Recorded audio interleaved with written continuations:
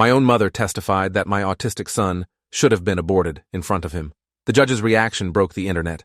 When my son David was diagnosed with autism at age 4, I thought the hardest part would be learning how to help him navigate the world. I never imagined the world would try so hard to push him out of it. My mother, Patricia, had always been controlling, but after David's diagnosis, she became something else entirely. She started making comments about how I was wasting my life on a broken child, how God was punishing me for something I'd done wrong. When my husband died in a car accident 2 years later, leaving me alone with David, she saw her opportunity. The custody battle started when David was 7. My mother filed for guardianship, claiming I was an unfit parent who couldn't provide proper care for a special needs child. She hired Winston Blackwood, a lawyer known for his ruthless tactics in family court. Her petition was filled with lies about my parenting, twisted interpretations of David's behaviors, and medical opinions from doctors who had never even met him. She claimed his stimming was evidence of abuse, that his meltdowns proved I couldn't control him, that his need for routine showed I was neglecting his development. What made it worse was how she manipulated David during her supervised visits. She would deliberately trigger his sensory issues by playing loud music or taking him to crowded places, then document his resulting distress as evidence of my poor parenting. She taught him to hide his autism traits, telling him that normal children don't flap their hands or rock back and forth. She convinced him that if he just tried harder to be normal, maybe people wouldn't look at him like something was wrong with him. The damage she was doing to his self-esteem was heartbreaking to watch. My lawyer, Sarah Martinez, was young but fierce. She had a brother with autism and understood what we were facing. She helped me document everything, from David's therapy progress to his academic achievements. David was actually gifted, reading at a high school level despite being only 7 years old. His special interest in astronomy had led to him corresponding with professors at the local university. But my mother's lawyers dismissed all of this, focusing instead on his difficulties with social interaction and sensory processing. The preliminary hearings were brutal. My mother sat in the courtroom looking like the perfect grandmother, dressed in her church clothes with her silver hair perfectly styled. She testified about how concerned she was for David's welfare, how she just wanted what was best for him. She painted me as a young widow who couldn't cope, who was in denial about the severity of David's condition.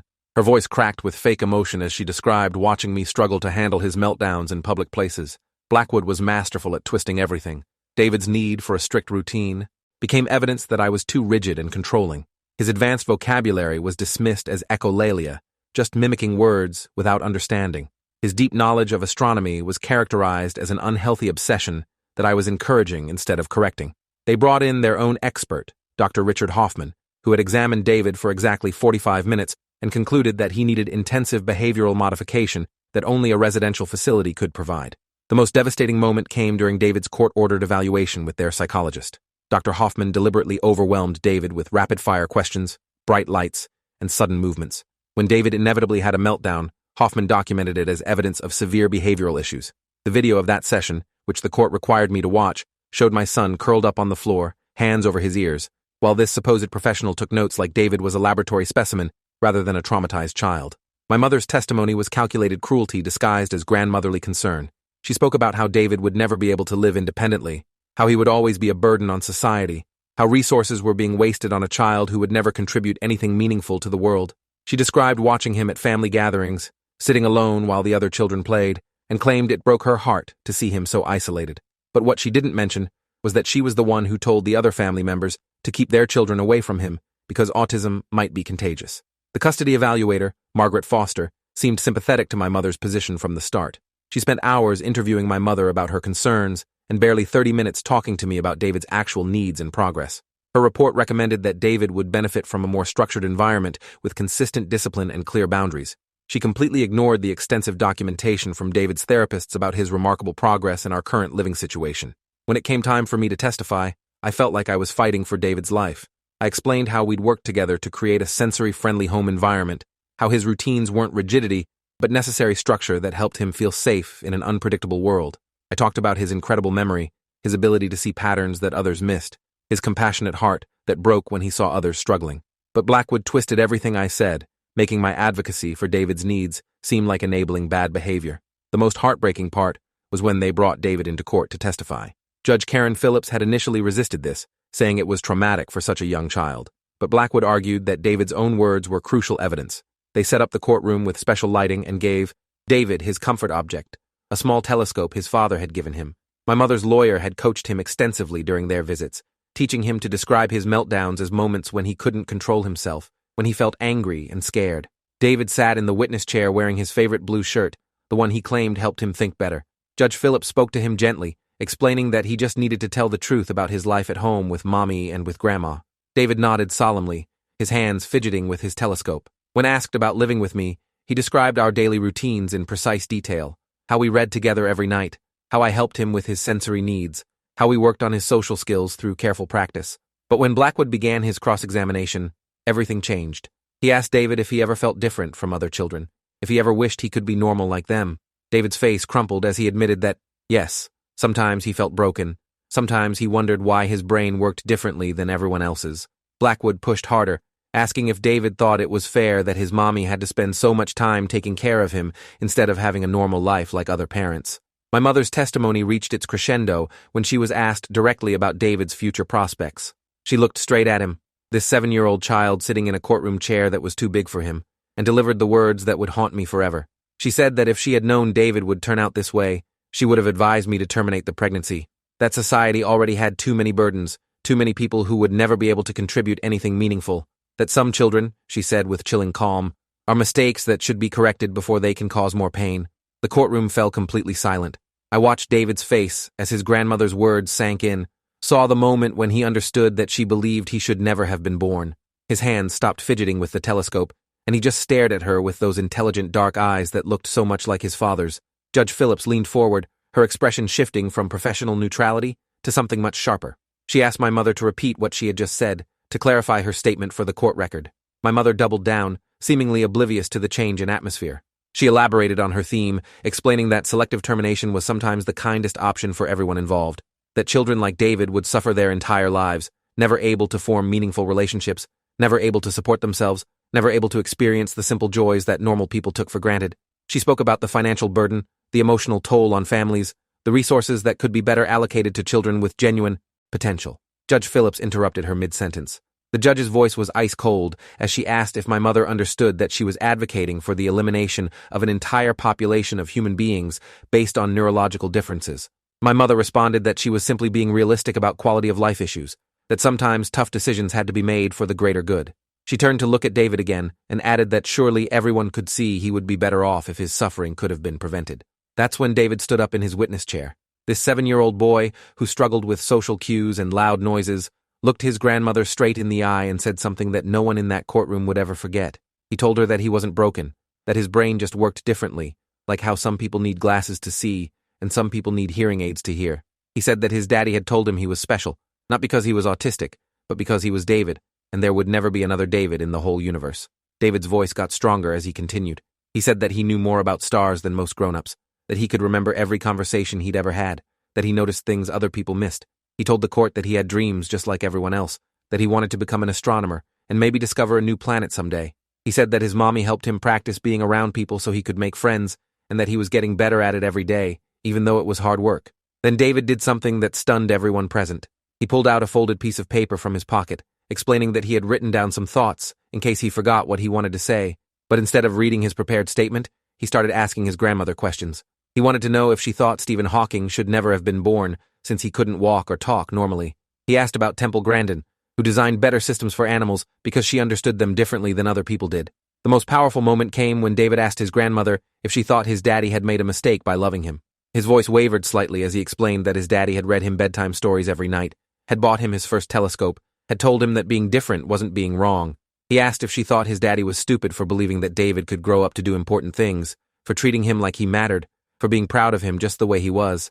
Judge Phillips later said in interviews that she had been on the bench for over 20 years and had never heard a 7-year-old deliver such a clear, logical argument for his own right to exist. David wasn't having a meltdown or showing any of the behavioral issues that had been described in the reports. He was calmly, methodically dismantling his grandmother's argument using examples and reasoning that many adults would have struggled to articulate. His advanced vocabulary wasn't echolalia. It was genuine understanding expressed with remarkable clarity. My mother's response was to double down even harder. She told David that she loved him, but that love sometimes meant making difficult choices. She explained that his father had been too sentimental, too unwilling to accept reality. She said that David's intelligence just made things worse, because he was smart enough to understand how different he was, which would only increase his suffering as he got older. She actually reached toward him, as if to pat his head, while telling him that he would understand when he was older why this was for the best. That's when Judge Phillips had heard enough. She ordered my mother to step away from David, and returned to her seat immediately. The judge's voice carried absolute authority as she addressed the courtroom, stating that she had just witnessed something she had never encountered in her decades of family law practice. She said that a child had been forced to defend his fundamental right to exist in her courtroom, and that no child should ever be placed in that position by the adults who were supposed to protect him. Judge Phillips continued, explaining that she had listened to hours of testimony about David's limitations, his challenges, his supposed inability to thrive in his current environment, but she had just heard David himself demonstrate remarkable self-awareness, emotional intelligence, and advocacy skills that would be impressive in someone 3 times his age. She noted that David had shown more maturity and wisdom in the past 10 minutes than some of the adults who had testified in his case. The judge then did something unprecedented. She ordered the court reporter to prepare a complete transcript of David's testimony and my mother's statements, and she announced that she would be forwarding copies to the State Bar Association for review of attorney conduct, to the State Licensing Board for review of Dr. Hoffman's evaluation methods, and to the Family Court Administration for review of custody evaluation procedures. She stated that what had happened in her courtroom represented systemic failures that went far beyond this single case. But Judge Phillips wasn't finished. She turned to address my mother directly, her voice carrying 20 years of judicial authority and personal outrage. She explained that family court was designed to determine the best interests of children, not to provide a platform for eugenics advocacy. She stated that my mother's testimony revealed a fundamental misunderstanding of human worth and dignity that made her unsuitable for any custodial relationship with David or any other child. The custody ruling was swift and decisive. Judge Phillips granted me full legal and physical custody, with no visitation rights for my mother. She issued a restraining order preventing my mother from contacting David directly or attempting to interfere with his education or medical care. But more importantly, she ordered that David's testimony be entered into the court's public record as an example of a child's successful self-advocacy, with identifying information redacted to protect his privacy. Within hours of the transcript being released, David's testimony began circulating on social media. Legal advocacy groups started sharing excerpts, disability rights organizations used his words in their campaigns, and autism awareness groups created viral posts featuring his questions about Stephen Hawking and Temple Grandin. The hashtag #MindsDifferentNotBroken started trending, with thousands of people sharing their own stories about neurological differences and societal acceptance. The video of Judge Phillips's response to my mother became a sensation in legal circles. Law schools began using the transcript as a teaching tool for discussing judicial ethics and courtroom management. Family law attorneys started referencing the case in their own arguments about capacity and representation. The Judicial College invited Judge Phillips to speak at conferences about recognizing and protecting children's rights in family court proceedings. Dr. Hoffman faced a formal investigation by the State Psychology Licensing Board. The 45-minute evaluation that had caused David so much distress was reviewed by independent experts, who found multiple violations of professional standards for working with autistic children. His license was suspended pending additional training and supervision. The residential facility he had recommended for David was also investigated and found to have numerous violations of patient rights and treatment protocols. My mother's lawyer, Blackwood, faced disciplinary action from the State Bar Association. His aggressive cross-examination of David was deemed inappropriate and potentially harmful to the child's well-being. Several of his previous cases involving children with disabilities were reviewed, and a pattern of similar tactics was discovered. He ultimately lost his license to practice family law and was required to complete extensive training in child psychology and disability rights before being allowed to represent clients in any cases involving minors. The custody evaluator, Margaret Foster, was removed from the court's approved list of professionals. Her report on David was found to contain multiple factual errors and biased interpretations that ignored documented evidence of his progress and capabilities. The family court implemented new training requirements for all custody evaluators, with specific emphasis on understanding neurodevelopmental differences and avoiding discriminatory assumptions about disability. 3 months after the trial, David and I received an invitation that changed our lives completely. The International Astronomical Union had heard about his testimony and his passion for astronomy. They invited him to participate in a youth program where he would work with professional astronomers on a real research project. David's detailed observations and pattern recognition skills, enhanced by his autistic traits rather than limited by them, proved invaluable to the team studying variable star formations. The research project led to David co-authoring a paper that was published in a peer-reviewed astronomy journal before his 8th birthday. The media attention that followed focused not on his autism, but on his scientific contributions, and his remarkable journey from a courtroom where his right to exist was questioned to a laboratory where his unique perspective was celebrated. Universities began reaching out to offer future opportunities, and science museums invited him to share his work with other young astronomers. My mother made one final attempt to contact David through a letter sent to our address 6 months after the trial. In it, she claimed that she had only wanted what was best for him, that her words in court had been misunderstood, that she hoped he would forgive her someday when he was older and could appreciate her concerns. The letter was forwarded to our attorney, who used it as additional evidence for maintaining the restraining order, since it demonstrated ongoing refusal to acknowledge the harm she had caused. David read the letter at his own request, then asked me to help him write a response. His reply was characteristically direct and logical. He explained that he understood she thought she was helping, but that her help had caused him pain and confusion about his own worth. He told her that he was happy and successful in his current life, that he had friends who accepted his differences, and that he was working on important scientific research.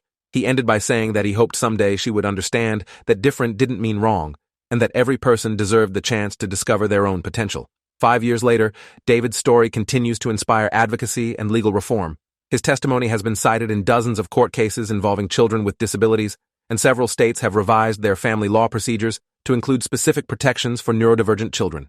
David, now 12, has published 3 more research papers, speaks at astronomy conferences, and mentors other young people with autism who are interested in science careers.